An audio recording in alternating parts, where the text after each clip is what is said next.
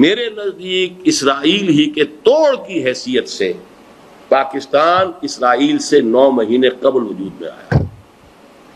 یہ اتفاق نہیں ہے، اللہ تعالیٰ کی مشیت میں کوئی چیز اتفاقی نہیں ہوتی. 14 اگست کو یہ ہے اور جون کے مہینے میں غالباً 48 میں اسرائیل قائم ہو رہا ہے. 9 مہینے کا فصل ہے اور یہ در حقیقت اس کا توڑ ہے، اس کا علاج ہے، اور خوب جانتے اسرائیلی بھی اس کو.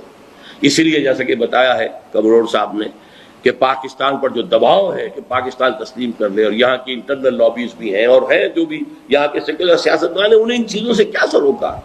وہ تو انہی کی ذہنیت، انہی کی سوچ، انہی کے تمام اقدار، انہی کی ویلیوز ہیں جو وہ اختیار کر چکے ہیں. یہ تمام یہودی جمع ہوں گے، آخری معرکہ ہوگا، ختم ہوں گے، اور حضرت مسیح کے ساتھ جنگ کرنے کے لیے فوجیں اس علاقے سے جائیں گی، خراسان سے اور پاکستان کے علاقے سے. گویا کہ یہاں پہلے وہ نظام بن چکا ہوگا، لیکن اس نظام کے بنانے میں جیسے صحابہ کرام نے قربانیاں دیں، جیسے انہوں نے مشقتیں کی اور محنتیں کی، گھر بار چھوڑے، اپنی جانوں کے نذرانے پیش کیے، اس کے لیے اگر ہم کمر نہیں کستے ہیں تو یہ ساری باتیں ہمارے لیے بھی بیکار ہیں. یہ صرف ایک ہماری معلومات میں تو ضرور کچھ نہ کچھ اضافہ ہو گیا، بلکہ شاید اس سے کوئی خوف بھی پیدا ہو جائے کہ یہ صورتحال ہو رہی ہے اور اتنی بڑی جو ہے تیری بربادیوں کے مشورے ہیں آسمانوں میں، اور اسکیمیں جو ہیں کس طریقے سے بن رہی ہیں، تیار ہو.